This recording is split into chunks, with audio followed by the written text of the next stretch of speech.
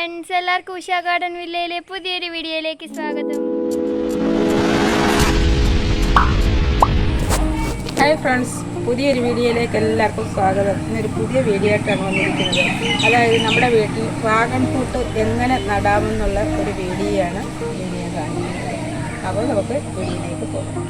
ഇന്ന് ഒരു ചട്ടി, ഒരു ഫൈബറിൻ്റെ ചട്ടിയാണ്. അതിനകത്ത് ഈ പോട്ടി മിക്സ് എല്ലാം റെഡിയാക്കി വെച്ചേക്കുക.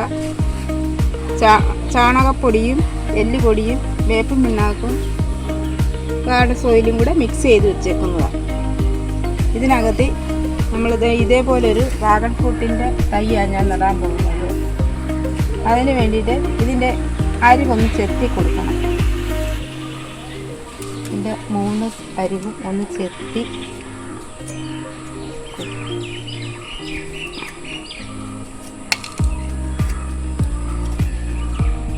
അപ്പോൾ പെട്ടെന്ന് വേരിറങ്ങാൻ വേണ്ടിയിട്ടാണ് നമ്മളിങ്ങനെ ചെയ്യുന്നത്. അപ്പം ഞാൻ പോട്ടി മിക്സ് എല്ലാം ശരിയാക്കി വെച്ചേക്കുക.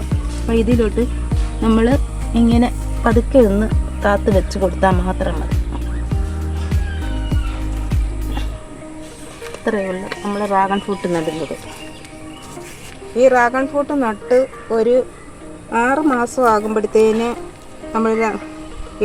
നമുക്ക് ഇത് കാ പറിക്കാം. ഇതിന് പ്രത്യേക പരിചരണങ്ങളൊന്നുമില്ല.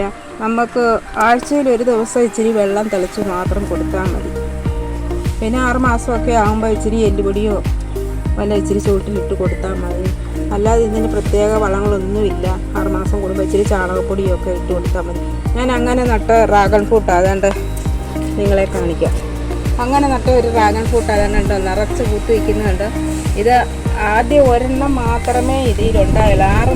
7 മാസമായപ്പോഴത്തേക്കിന് ഒരു ഡ്രാഗൺ ഫ്രൂട്ട് ഉണ്ടായി. ഇപ്പം 1.5 വർഷമായപ്പോഴത്തേന് ഇഷ്ടംമാതിരി പൂത്തിട്ടുണ്ട്. എൻ്റെ പൂവായി, കായായി, എല്ലാം ആയി ഇങ്ങനെ കിടക്കുക.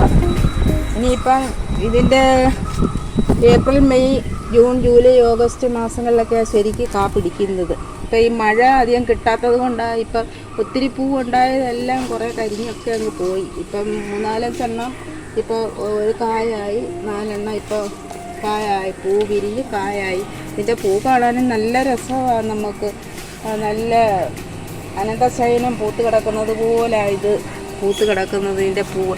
ഇപ്പം ഇതിൻ്റെ പൂവെല്ലാം അങ്ങ് കൂമ്പി പൂ വിരിയുന്ന സമയത്ത് നല്ല രസമാണ് കാണാൻ. എനിക്കങ്ങനെ ഞാൻ എൻ്റെ തൈകൾ കുറേ നട്ടിട്ടുണ്ട്. നമുക്ക് പ്രത്യേക ഇതൊന്നും വേണ്ടാതെ ഒരു ചട്ടിക്കകത്ത് നമ്മളിങ്ങനെ നട്ട് കൊടുത്താൽ മതി. തൈ നമ്മുടെ പാരപ്പറ്റേ കൂടെ താപ്പോട്ടം ഇട്ട് കൊടുത്തേച്ചാൽ മതി.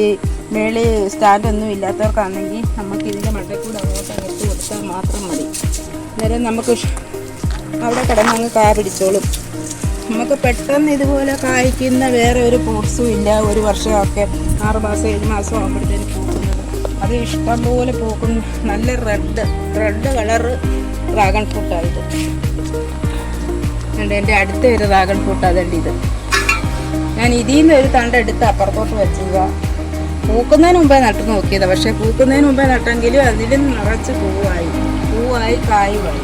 ഇതിൽ നിറച്ച് പൂക്കുന്ന ഒത്തിരി പൂവങ്ങ് കരിഞ്ഞു പോയി ഇപ്പോഴത്തെ ഈ ചൂട് കാരണം. ഇനിയിപ്പോൾ ജൂൺ മാസത്തിലെ മഴയൊക്കെ ആകുമ്പോഴത്തേന് ഇഷ്ടംമാതിരി കാ പിടിക്കും ഇതിനകത്ത്. അത് എല്ലാ കൂട്ടുകാരും ഇതുപോലെ നമുക്ക് ഇഷ്ടംമാതിരി. അതുപോലെ നല്ല വിറ്റാമിൻസ് അടങ്ങിയ ഒരു ഫ്രൂട്ട്സായത്. ഷുഗറുകാർക്കും ഒക്കെ നല്ല ഫൈബറും ഒക്കെ കൂടുതൽ അടങ്ങിയ ഒരു ഫ്രൂട്ട്സാണ് ഈ ഡ്രാഗൺ ഫ്രൂട്ട്.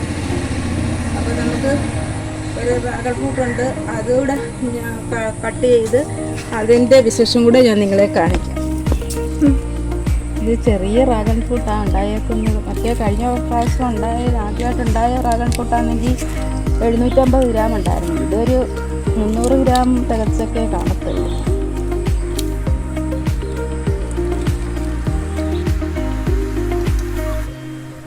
എന്ത് രസമാണെന്ന് നോക്കിയിട്ട്, നല്ല റെഡ് കളറ്.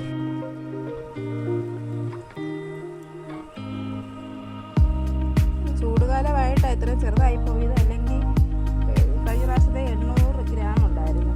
ഇത് 250 ഗ്രാമേ ഉള്ളൂ.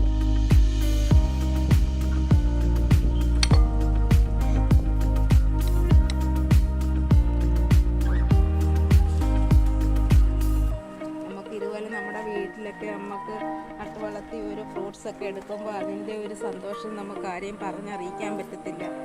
ഏത് സാധനമായാലും നമ്മൾ കൃഷി ചെയ്ത് നമുക്കതിൽ നിന്നൊരു ഫലം കിട്ടുമ്പോൾ അതിൻ്റേതായ മനസ്സിനൊരു സന്തോഷം നമുക്കുണ്ടാകും. അതുപോലെ എൻ്റെ കൂട്ടുകാരെല്ലാം ഇതുപോലെ ഒന്ന് ചെയ്ത് നോക്കും. നമുക്ക് 30 ദിവസം കഴിയും, 30 ദിവസം 21 ദിവസം ആകുമ്പോഴത്തേന് അതാണ് പറിക്കാനായി.